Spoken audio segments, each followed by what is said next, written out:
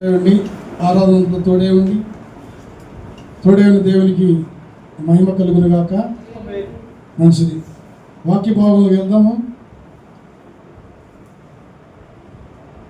నాతో మాట్లాడయ్యా, నాతో మాట్లాడి నన్ను బలపరిచి, నన్ను సరిచేయి, నన్ను బాగు చేయి అని మనము దేవుణ్ణి కోరుకోవాలి.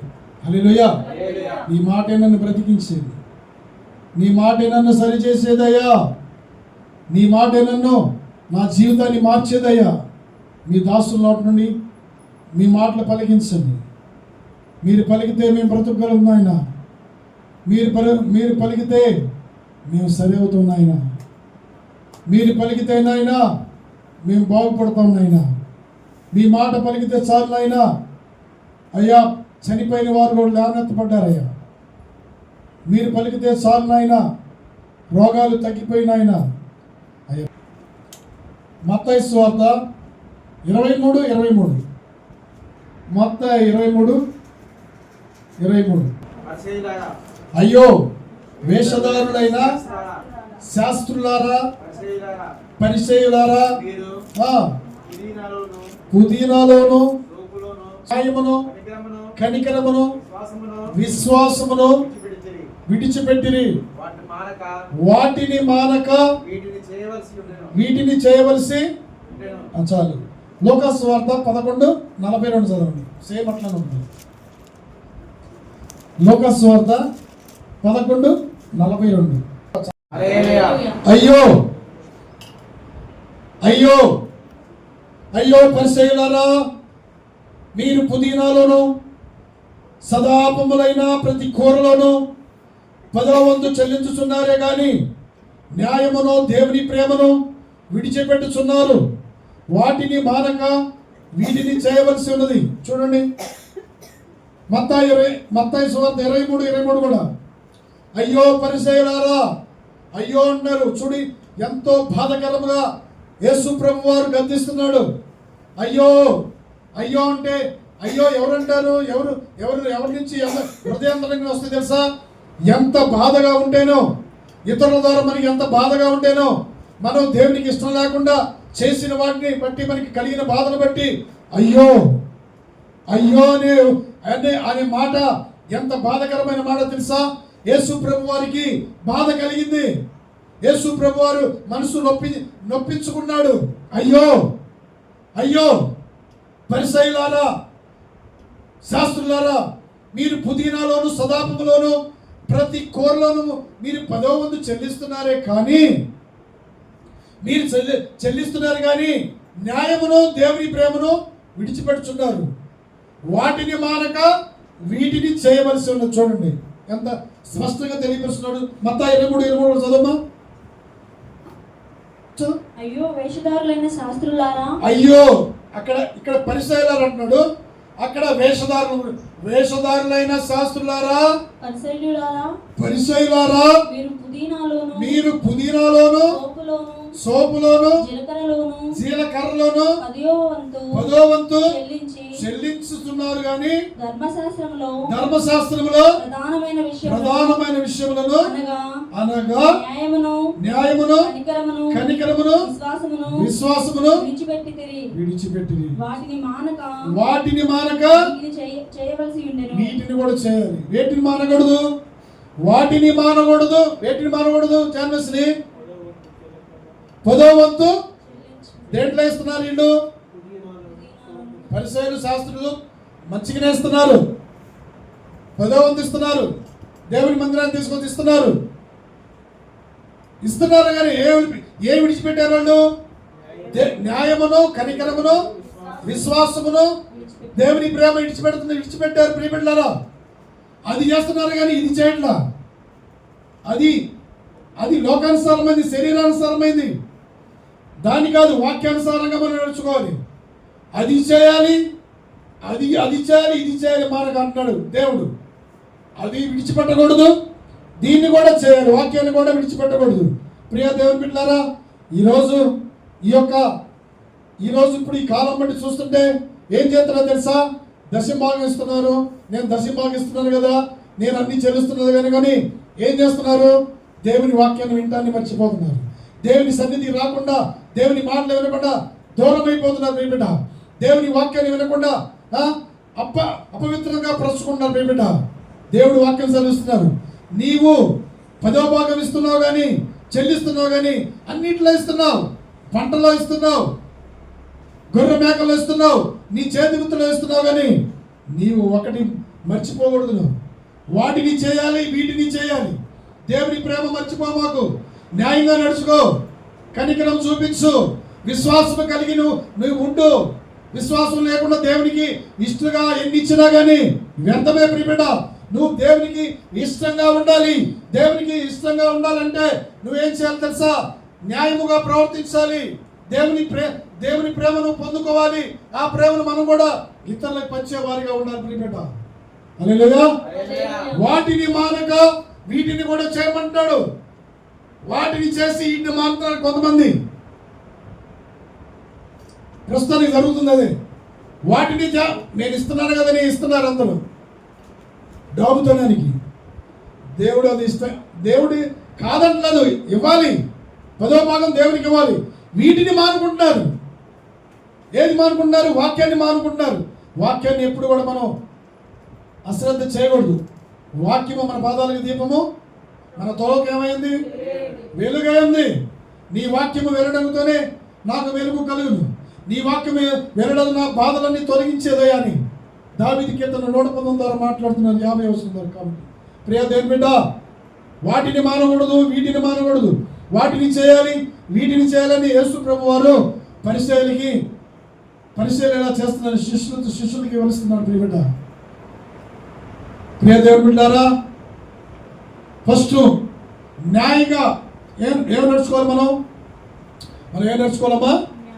న్యాయము. మత్తయి సువార్త చదువు. కనికరము. ఫస్ట్ ఏంది? కనికరము కలిగి ఉండాలి. కనికరం గురించి మనం వివరిద్దాం. ఈరోజు వాక్యం ఏంటంటే అయ్యో న్యాయంగా నడుచుకోవాలి, దేవుడు చెప్పినట్టు మనం నడుచుకోవాలని ఈరోజు అంశం కనికరము. మార్కు సువార్త 8:2 చదవండి. మార్కు సువార్త 8:2. జనులు వేటిని 3 దినముల నుండి నా యుద్ధనున్నారు, వారిని తినివేయము లేనందు. కొండపైకి ప్రసంగం చేయడానికి వచ్చినప్పుడు జనులు వచ్చారు. 3 దినాలు యేసు ప్రభు వారి దగ్గర ఉన్నారు.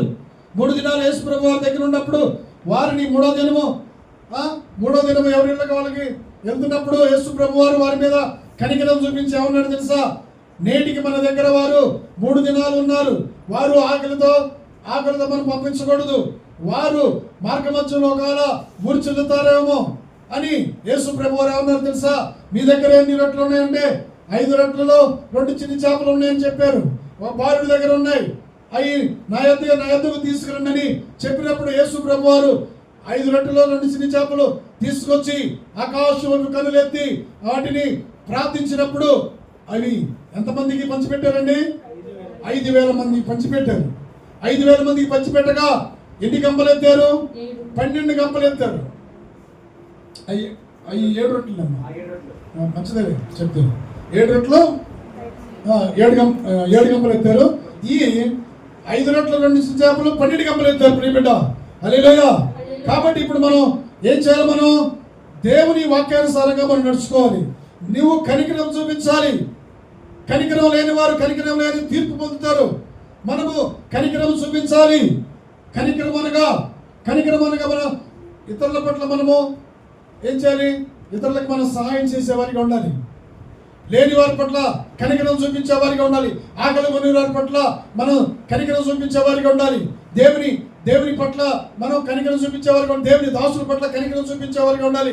దేవుని మందిరం పట్ల కనికరం చూపించేవారిగా మనం ఉండాలి. ప్రియబిడ్డ, కనికరము తీర్పుకు మించినది. తీర్పుకు మించింది కనికరము. కాబట్టి నీవు కనికరము కలిగి ఉండాలి. తీర్పుకు మించింది. తీర్పు చెప్పతలకే తీర్పు రాకముందే మనం ఏం చేయాలి? కనికరము చూపించాలి. కనికరపడు వారు ధన్యులు. వారిని ఏమన్నారు? మత్తయి సువార్త 5వ అధ్యాయం చూడండి. చదువు. మత్తయి సువార్త 5వ అధ్యాయము 7వ వచనంలో వారు కనికరం పొందుతారు. చాలు. కనికరం కనికరం ఉండాలి. కనికరం చూపించేవారు వారి దేవుడి చేత ఏం పొందుకుంటారు? కనికరం పొందుతారు. హల్లెలూయా. నువ్వు దేవుని కనికరం పొందాలంటే నువ్వు కూడా కనికరం చూపించాలి. దేవుని మందిరం పట్ల కనికరం చూపించాలి.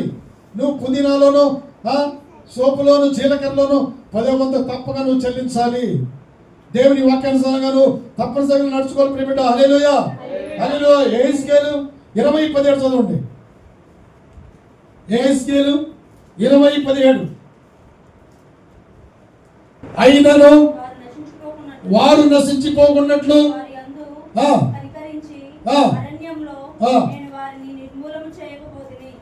అయినను వారు నశించిపోకున్నట్లు వారి యందు నేను కనికరం చూపిస్తున్నాను.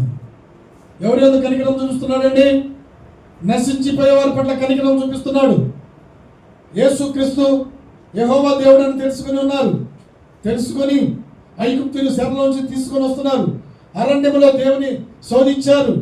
దేవుని మాట వినలేదు. దేవుని సేవకుని మాట వినలేదు. దేవుని సేవకుని మాట వీపు వెనక తట్టు పారవేసుకున్నారు. దేవుని మార్గంలో నడుచుకొని దేవుని మాట వినకుండా శోధించబడ్డారు. దేవుని శోధించారు, సేవకులు శోధించారు. శోధించినప్పుడు అప్పుడు ఆయన అంటున్నాడు, మాంసం కోసం ఏడిచారు, ఆహారం కోసం ఏడిచారు. చూడండి ఎంత భయంకర పరిస్థితుల్లో నుంచి తీసుకొని వస్తుంటే ఓర్పు లేదు. ఒక్క నిమిషం కూడా ఓర్పు లేదు ఇశ్రాయేలు ప్రజలకి. అసలు నశించిపోయే వారి కొరకు దేవుడు పంపలేదు. ఇశ్రాయేలు ప్రజల దగ్గరికి దేవుడు పంపించాడు. ఇశ్రాయేలు ప్రజలు దేవుని మాట విననొల్లనివారు, దేవుని మాటను పెడచెవిన పెట్టేవారు. అందుకనే ఇశ్రాయేలు అనగా దేవునితో పోరాడేవాడు ఎలా ఉండాలో తెలుసా? సిన్సియర్గా ఉండాలి. దేవునితో పోరాడేప్పుడు పూర్ణ మనసుతో పూర్ణాత్మతో పోరాడాలి. అంతేగాని అటు చల్లగాను ఇటు వెచ్చగాను నిలువెచ్చని స్థితిలో మనం ఉండకూడదు. సిన్సియర్గా దేవునితో పోరాడాలి. ఆయన మార్గంలో మనం నడవాలి. అందుకని అన్నాడు, మీ మార్గంలో నా మార్గంలో వంటి కావు, మీ తలంపులు నా తలంపులు వంటి కావు. మీ తలంపుల కంటే నా తలంపులు ఎత్తైనవి, మీ మార్గముల కంటే నా మార్గంలో రమ్యమైన మార్గంలో అంటున్నాడు. హల్లెలూయా. హల్లెలూయా చెప్పాలి. హల్లెలూయా చెప్పాలి. స్తోత్రం చెప్పాలి. హల్లెలూయా. మీ తలంపుల కంటే నా తలంపులు ఎత్తైనవి. దేవుని బిడ్డలారా, ఇక్కడ ఇశ్రాయేలు ప్రజలు అన్నాడు, ఏమనంటాడంటే సంబోధిస్తున్నాడు, మిమ్మల్ని నేను నా మాట వినకపోయినా కానీ, నాటిని తప్పిపోయినా కానీ, నా కట్టడలు అనుసరించకుండా మీరు మొండికి తిరిగినా కానీ నేను మిమ్మల్ని అరణ్యములో నశింప చేయకుండా మీ పట్ల నేను ఏం చూపించాడమ్మా? ఇశ్రాయేలు పట్ల కనికరము చూపించాడు. బిడ్డ నీ పట్ల కూడా కనికరం చూపిస్తున్నాడు. మొండివాడిగా ఉంటున్నావు. ఒకవేళ నాకు అన్నీ తెలుసులే అనుకుంటున్నావు, జాగ్రత్త. మొండితనం విడిచిపెట్టాలి. మొండితనం ఉండకూడదు. మొండితనం ఉంటే దేవుడు కనికరం నీ కుటుంబానికి నీపైకి రాదు. ప్రియబిడ్డ, దేవుని దాసుల ద్వారా వెల్లడిపరుస్తున్నారు. ఇది సత్యము. ఏమన్నాడు? ఇశ్రాయేలు ప్రజలు నేను నశింప చేయక, అరణ్యంలో నేను నశింప చేయక, నేను వారి పట్ల నేను కనికరం చూపిస్తున్నాను. హల్లెలూయా. నీ పట్ల కూడా దేవుడు ఏం చేస్తున్నాడండి? కనికరం చూపిస్తున్నాడు. ఆయన కనికరపుడని నువ్వు చేయవలసింది చేయకూడదు. నువ్వు చేయవలసింది చేయి. దేవుని మహిమపరచు. అప్పుడు నువ్వు కనికరం పొందుకుంటావు. నువ్వు ఏదైతే తలపెడతావో ఆ కార్యాలన్నీ కూడా సఫలపడతాయి. హల్లెలూయా. హల్లెలూయా. హల్లెలూయా. హల్లెలూయా. మార్కు సువార్త 9:22. మార్కు సువార్త 9:22. త్వరగా చదువుకొని ముగించుకుందాం. ఏమైనా నీ వలనైతే నా మీద కనికరపడి, అయ్యా నా మీద కనికరపడి నాయనా నాకు సహాయం చేయయ్యా. నా కుమారుడు బాల్యకాలం నుంచి అయ్యా నీళ్ళలోనూ అగ్నిలోనూ పడుతున్నాడయ్యా. వాడికి బాల్యకాలం నుంచి రోగం ఉంది. అది పట్టినప్పుడల్లా నీళ్ళలోనూ, ఆ దయ్యము పట్టినల్లా నీళ్ళలోనూ అగ్నిలోనూ పడిపోతుంటాడయ్యా. ఆ యొక్క తండ్రి వచ్చి అన్నాడు తెలుసా, అయ్యా మా యందు కనికరం చూపించయ్యా, ఈ వ్యాధిని తొలగించయ్యా, అయ్యా ఈ రోగాన్ని తొలగించయ్యా, అయ్యా మాలో ఉన్న మూర్ఖతను తీసివేయ్యా. మేము లోబడే మంచి వారిగా ఉండాలయ్యా. అయ్యా మేము అనేక బాధల్లో, ఇరుకుల్లో, ఇబ్బందుల్లో అయ్యా మేము పడిపోతున్న మమ్మల్ని క్షమించయ్యా. అయ్యా ఈ అగ్నిలో తప్పించయ్యా, ఈ యొక్క నాశనమైన గుంటలో నుంచి మీరు లేవనెత్తాయని అక్కడ దేవుని ప్రార్థిస్తున్నాడు తండ్రి.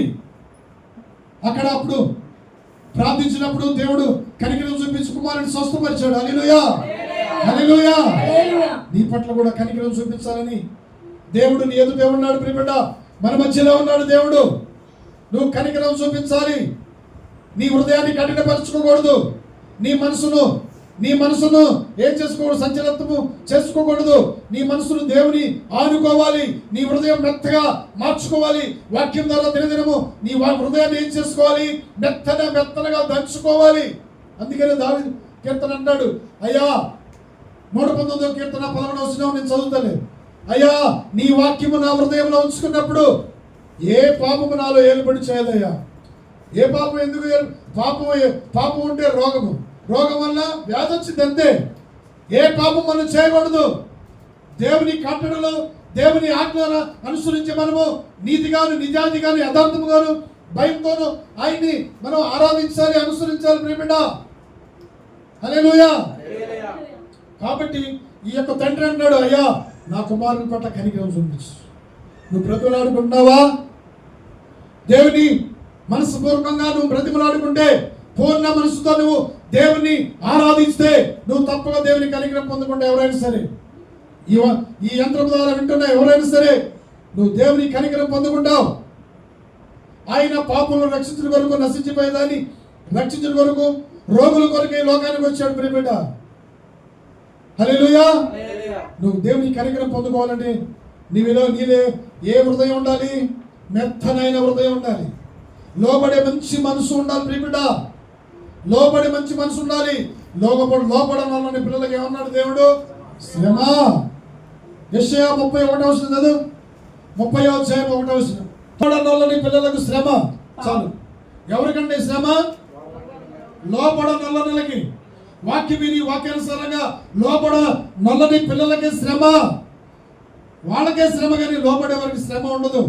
యేసు ప్రభు వారు శరీరధారిగా ఈ లోకానికి వచ్చాడు. దేవుడై ఉన్న భాగ్యం విడిచిపెట్టకపోవని సింహాసనం విడిచిపెట్టి మనిషి కుమారుడిగా ఈ లోకానికి వచ్చి, పాపం శరీరానికి ఈ లోకానికి వచ్చి తండ్రికి లోబడి ఉన్నాడు ప్రియబిడ్డ. తండ్రికి విధేయత కలిగి ఉన్నాడు ప్రియబిడ్డ. నీవు దేవునికి లోపడుచున్నావా? దేవుని సేవకులకు లోపడుచున్నావా? వారంతే చెప్తారులే, వారంతే మాట్లాడతారులే అనుకొని నా మాటలు వీపు తట్టు పారవేస్తున్నావా? నా మాటలు వినకుండా నువ్వు వీపునే చూపిస్తున్నావా? ఒకవేళ ఈరోజు ఈ ఉదయకాలం, ఈరోజు 5వ నెల 1వ రోజు పురుడు తాను నాతో మాట్లాడుతున్నాడు. నీ హృదయం ఆయన వైపు తిప్పుకోవాలి. నీ హృదయము ఆయనకి ఆలయముగా మారాలి. నీ హృదయమే ఆలయము కాదా? క్రీస్తు మనం పాట పాడుకున్నాం, హృదయమే ఆలయం. చెప్పండి, మన హృదయము దేవుని నివసించే ఆలయముగా ఉండాలి ప్రియబిడ్డ. హల్లెలూయా, హల్లెలూయా, హల్లెలూయా. మన హృదయంలో పెట్టకుండా ఏది పెట్టుకోకూడదు. చెత్త అంతా మన హృదయంలో పెట్టుకోకూడదు. 13 చెత్త, 13లో ఒకటి చెత్త కూడా ఉండకూడదు. ఆ చెత్త అంతా మనం దినదినం మనం ఏం చేసుకోవాలి? కాల్చి వేసుకోబడాలి. మన హృదయాన్ని నిర్మలమైన హృదయంగా మార్చుకోవాలి ప్రియబిడ్డ. హల్లెలూయా, హల్లెలూయా, హల్లెలూయా. రెండవ అంశం. మొదటి అంశము కనికరము. మనము కనికరం దేవుని ద్వారా కనికరం మనం పొందుకోవాలి ప్రియబిడ్డ. హల్లెలూయా. నీతి న్యాయము. 2 సమూయేలు 8:15. 2 సమూయేలు 8:15. త్వరగా. దావీదు రాజు అయ్యాడు. రాజు అయినప్పుడు తన జనులైనందరినీ ఎలాగ పరిపాలిస్తున్నాడండి? నీతిగాను న్యాయముగాను పరిపాలిస్తున్నాడు ప్రియబిడ్డ. నీతిగాను న్యాయముగా నడుచుకున్న వారు దేవునికి ఇష్టలు. అందుకనే దావీదుకి ఏమి ఇచ్చాడండి? శాశ్వతమైన కృపను. మనం ఆరాధన వాక్యం చదువుకున్నాం కదా యెషయాలో. దావీదుకి శాశ్వతమైన సింహాసనమును, శాశ్వతమైన కృపనిచ్చాడు ప్రియబిడ్డ. శాశ్వతమైన సింహాసనమును, శాశ్వతమైన కృపను పొందుకోవాలంటే, శాశ్వతమైన సింహాసనం పొందుకోవాలంటే నువ్వేం చేయాలి తెలుసా? న్యాయముగా నడుచుకోవాలి. అన్యాయంగా నడుచుకోకూడదు. అన్యాయస్తులు దేవుని రాజ్యానికి వారసులు కారు. దేవుడు అంటాడు, నీతిమంతులు దేవుని రాజ్యంలో వారసులు. అందుకనే దావీదు దేవుని యందు భయభక్తులు కలిగి ఉన్నాడు. చెడును అసహించుకున్నాడు. మంచిని వాక్యాన్ని హృదయంలో ఉంచుకున్నప్పుడు ఆయన యొక్క న్యాయమైన మార్గంలో నడుచుకున్నాడు. అందుకనే దావీదు తన ప్రజల్ని ఎలాగ పరిపాలిస్తున్నాడండి? నీతి కలిగి, న్యాయము కలిగి, చదవండి. నీతి న్యాయమును బట్టి ఏలుచుండెను. నీతి న్యాయమును బట్టి ఏలుచుండెను. ఏలుచుండును. నీతి న్యాయములను బట్టి మనం నడుచుకోవాలి. నీతి న్యాయములను బట్టి మన కుటుంబాన్ని ఏలుకోవాలి. నీతి న్యాయం బట్టి మన కుటుంబాన్ని పోషించుకోవాలి. ప్రియబిడ్డ, అన్యాయంగా మనం ప్రవర్తించకూడదు, అన్యాయంగా మనం నడుచుకోకూడదు. అందుకని సమయాలు కుమారులు ఉన్నారు. సమయాలు మొదటిగా న్యాయాధిపతిగా ఉన్నప్పుడు సమయాలు కుమారుల్ని న్యాయాధిపతిగా ఇజ్రాయెల్ ప్రజల మీద న్యాయాధిపతిగా ఉంచాడు. న్యాయాధిపతిగా ఉంచినప్పుడు ఈ యొక్క సమయాల యొక్క కుమారులు ఏం చేశారో తెలుసా? సమయాలు వాళ్ళు లంచగొండుతనముగా మారిపోయారు. చదువుకుందాం. మొదటి సమయాలు 8:1-2 చదవండి. దావీదు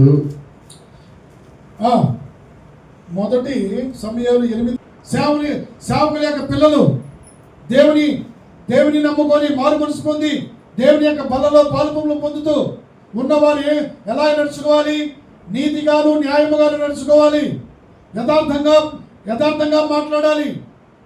అలాంటి పిల్లలు ఏమైపోయారు? బేర్షాబాలో న్యాయాధిపతులుగా ఉంచాడు. న్యాయాధిపతులుగా ఉంచినప్పుడు అక్కడ ఈ పిల్లలు ఏమైపోయారు? తండ్రి మార్గంలో నడవల.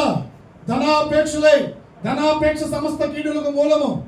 ధనమును ఆశించి అనేకులు ఏమైపోయారు? తమ్ముతామనే తమ నాశనాన్ని తెచ్చుకున్నారు. ధనాపేక్ష కలిగి అనేకులు తమ్ముతామనే పొడుచుకున్నారు. ధనాపేక్ష సమస్త కీడులకు మూలము. ధనాపేక్ష కలిగి ఉండకూడదు. ధనమును సంపాదించుకోగాని దాన్ని ఎక్కువగా ప్రేమించొద్దు. ధనమును ఆశించగాని దాన్ని ఎక్కువగా ప్రేమించొద్దు. ధనమును సంపాదించుకున్నాడు దేవుడు, సంపాదించుకోవద్దు అన్న.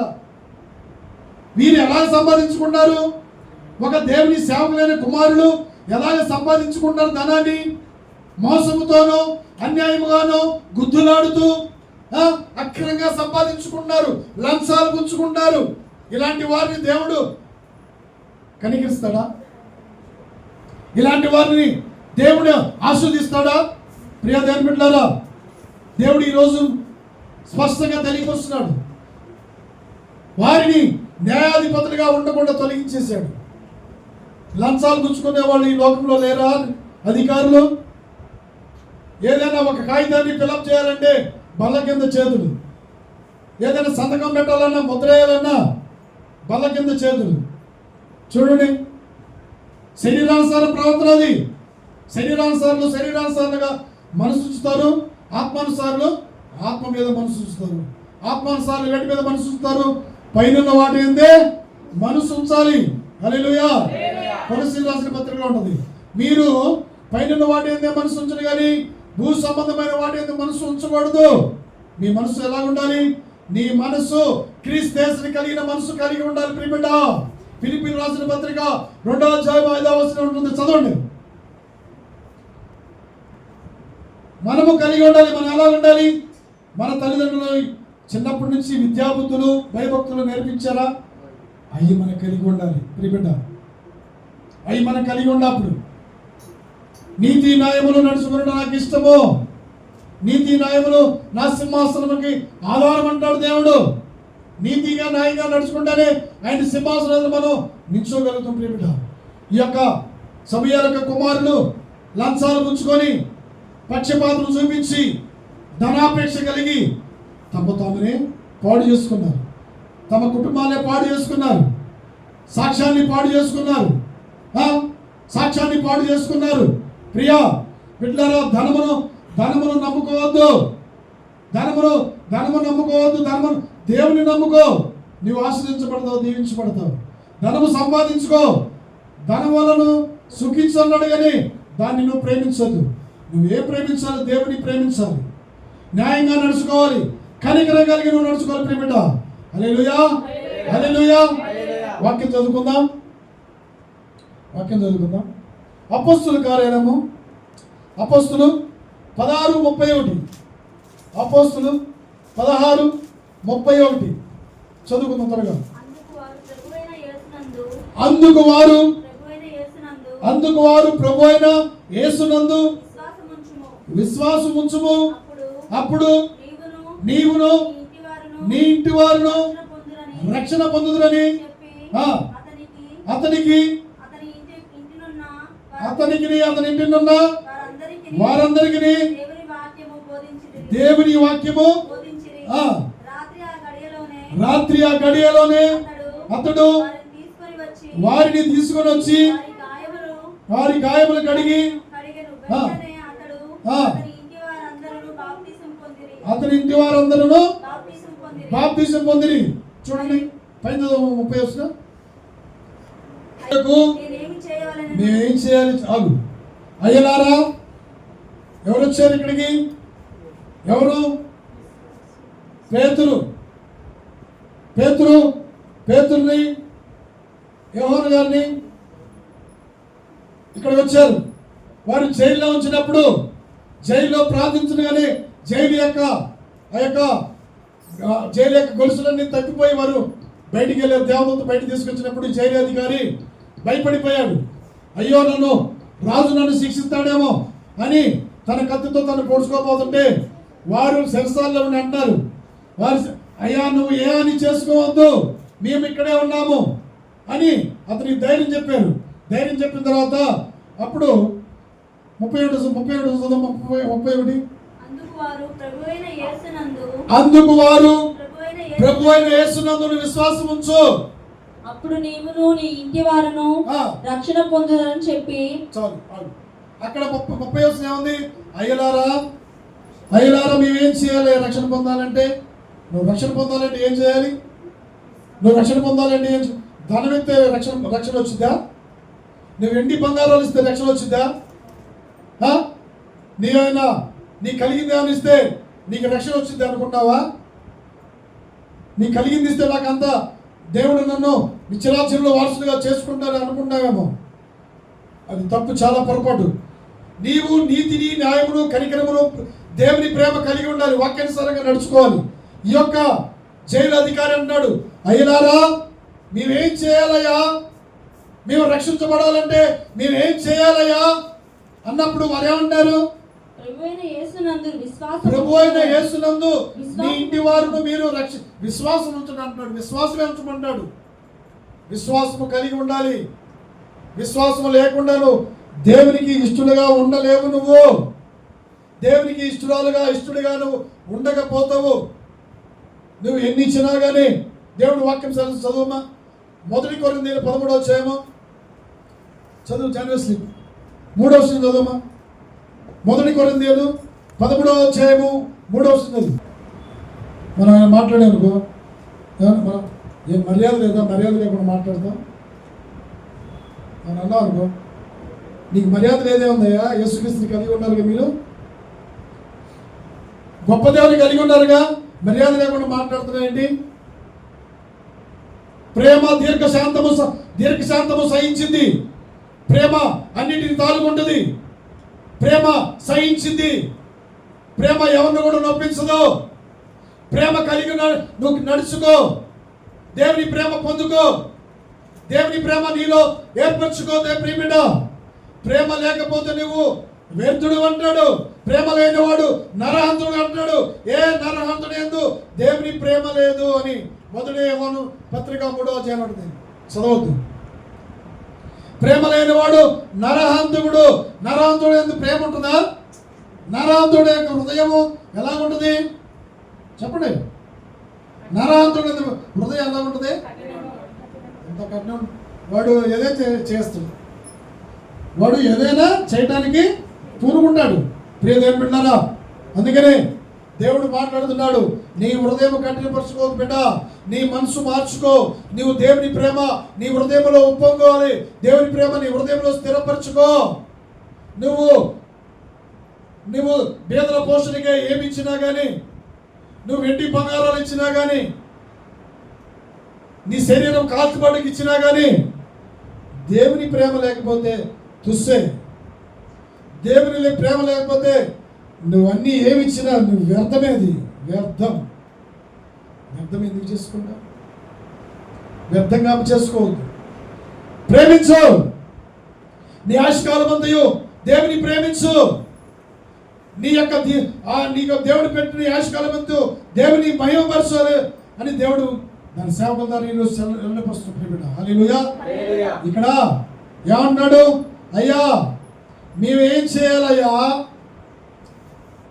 ఆ జైలు అధికారి అంటున్నాడు. ఆ దాసులు పేతురు యోహాను గారిని చూసి ఏమన్నారు తెలుసా? అయ్యా మేమేం చేయాలి? రక్షణ పొందడానికి ఏం చేయాలి అంటే బంగారం ఏమన్నాడా? పొలాలు ఇమ్మన్నాడా? స్థలాలు ఇమ్మన్నాడా? చెప్పండి. ఏమన్నాడు? విశ్వాసం ఉంచు నాలో, నా దేవుని యందు విశ్వాసం ఉంచు, అప్పుడు నీవును నీ ఇంటి వారు రక్షించబడతారు. అప్పుడు నీవును నీ ఇంటి వారు రక్షించబడతారు. విశ్వాసం కలిగి ఉండు. విశ్వాసం లేకుండా దేవుడికి ఇష్టంగా ఉండడం ఎన్ని సంవత్సరాలు మనం ఉండగానే ప్రయోజనం లేదు. చదువుదాం. ఏప్రిల్ రాసిన పత్రిక 11వ అధ్యాయము ఏప్రిల్ చివరికి చదువుకొని దేవుని ముగించుకుందాం. ఏప్రిల్ రాసిన పత్రిక 11వ అధ్యాయము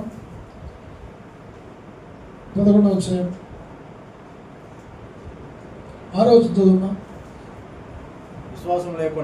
విశ్వాసము లేకుండా దేవునికి ఇష్టడైనట అసాధ్యము. దేవుని యొద్దకు వచ్చువాడు ఆయన ఉన్నాడనియు తన్ను వెదుకు వారికి ఫలము దయచేవాడనియు నమ్మవలెను కదా. చదువు. ఇంకోటి 10వ చదువు. ఏలయనగా దేవుడు దేనికి శిల్పియు నిర్మాణకుడై ఉన్నాడు. పునాదులు గల పట్టణము కొరకు అబ్రహాము ఎదురు చూస్తుండెను. చాలు చూడండి. విశ్వాసము లేకుండా దేవునికి ఇష్టం అసాధ్యము. విశ్వాసము కలిగి దేవుని సన్నిధికి రావాలి. దేవుని సన్నిధికి వచ్చి నువ్వు దేవుని ద్వారా ఫలం పొందుకోవాలని విశ్వాసం కలిగి రావాలి. కానీ విశ్వాసం లేకుండా దేవుని సన్నిధికి మనము రాకూడదు. విశ్వాసం. అయ్యా నీ సన్నిధిలో ఎన్నో సంపూర్ణ సంతోషాలు ఉన్నాయ్యా. నీ సన్నిధిలో ఆనందం సంతోషం ఉందయ్యా. నీ సన్నిధి మేము పొందుకోవాలయ్యా. ఈ లోకంలో ఎన్నో సంతోషాలు ఉన్నాయ్యా. ఆ సంతోషాలు మాకు వద్దయ్యా. నీ ద్వారా సంతోషం పొందుకోవాలి. నిత్య రాజ్యంలో సంతోషం పొందాలి. నిత్య జీవులు మేము ఆనందం సంతోషం కలగాలయ్యా. ఈ లోక రాజ్యంలో మేము ఈ లోకంలో వెతికితే నాయన మేము తప్పదయ్యా నరకము. ఆ నరకములో అగ్నిగుండమో అక్కడ పాతాళములో అరుపులను కేకలను అగ్ని ఆరదు, పురుగు చావదు, దాహము తీరదు. అది మాకు వద్దయ్యా. అయ్యా నీకు ఇష్టంగా ఉంటానయ్యా. నీకు ఇష్టంగా నేను బ్రతుకుతానయ్యా. విశ్వాసం కలిగి నీ సన్నిధానికి వస్తానయ్యా. అబ్రహాము వలె విశ్వాసం కలిగి పునాదులు గల పట్టణం కొరకు ఎదురు చూసినట్టు అయినా నేను కూడా చూస్తానయ్యా. నా కుటుంబం వారితో ఎదురు చూస్తానయ్యా అని నువ్వు విశ్వాసం కలిగి ఉండాలి ప్రియబిడ్డ. హల్లెలూయా, హల్లెలూయా. విశ్వాసం కలిగి ఉండాలి. అబ్రహాము విశ్వాసం కలిగి ఉన్నాడు. అబ్రహాము విశ్వాసం కలిగి ఉన్నాడు ప్రియబిడ్డ. విశ్వాసం కలిగి దేవునికి ఇష్టడుగా ఉన్నాడు కాబట్టి అబ్రహాము పునాదులు గల పట్టణం కొరకు వేచి చూశాడు. అబ్రహాము దేవుడము, ఇస్సాకు దేవుడు. అబ్రహాము దేవుని నమ్ముకున్నాడు, నీతి కంచబడింది. అబ్రహాము పాత జీవితం ఏందండి? విగ్రహాలు అమ్ముకునేవాడు అబ్రహాము. అబ్రహాము ఎవరు అనుకున్నావు? అన్యుడు, దేవుడు తెలియని వాడు. కల్దీల ఊర్లో ఉన్నాడు. దేవుడు దర్శించాడు. నన్ను కూడా అన్యులుగా ఉన్నప్పుడు దేవుడు దర్శించాడు. మంచింత గొప్ప రక్షణ ఇచ్చి సజీవులుగా ఉంచి సజీవుని ఆరాధించుటకు ఈరోజు 5 నెలలు ప్రవేశపెట్టాడు ఆయన. అబ్రహాము కూడా అన్యుడే, దేవుని తెలియని వాడే.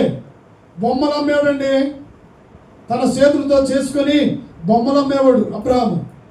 అలాంటి వాడిని దేవుడు మార్చలేదా ప్రియబిడ్డ? ఏది దేవుడో ఏది దేవుడు కాందో, ఏది సజీవమైందో ఏది జీవమైందో ఈరోజు తెలుసుకోవాలి మనం. కంప్యూటర్ యుగం వచ్చింది. కంప్యూటర్ యుగం మనం తెలుసుకోవాల్సిన పనేనా ఎంతైనా ఉంది ప్రియబిడ్డ. హల్లెలూయా. యెహోవా దేవుడికి జనులు కావాలని ధన్యులు. యెహోవా దేవుడికి జనులు కాగలవారు. ఇంత గొప్ప ధన్యత మనకి ఇచ్చాడు, ఇవ్వలేదా? లోకంలో నుంచి, పాపములో నుంచి, నరకములో నుంచి దేవుని తెలియని స్థితిలో ఉన్నప్పుడు మనని రక్షించుకోలేదా? అందుకనే ఆ యొక్క అధికారి అంటాడు, అయ్యా నేనేం చేయాలయ్యా, నేనేం చేయాలి అనుకుంటున్నారు. నీవు దేవుని దగ్గర రావాలంటే ఏం చేయాలి? దేవుని మందిరం రావాలంటే డబ్బులు ఇవ్వాలేమో, గుప్పుడు బియ్యం ఇవ్వాలేమో, వెండి బంగారం ఇలా అనుకుంటారు తెలియని వాళ్ళు. ప్రియా దేవుని బిడ్డ, అది తర్వాత నెక్స్ట్ నువ్వు ఇచ్చేది. ఫస్ట్ నువ్వు దేవుని యందు విశ్వాసం కలిగి రా. విశ్వాసం కలిగి వస్తే నీ విశ్వాసం నీ ఇంటి వారిని రక్షించింది, నిన్ను నిత్యరాజ్యానికి వారసులుగా చేసింది బిడ్డ. యేసుక్రీస్తు రక్షకుడు, ప్రభులకు ప్రభు, రాజులకు రాజు. ఆయన అనాది కాల ప్రణాళికలో అనువాడును ఉన్నవాడును, అల్ఫా ఒమేగా.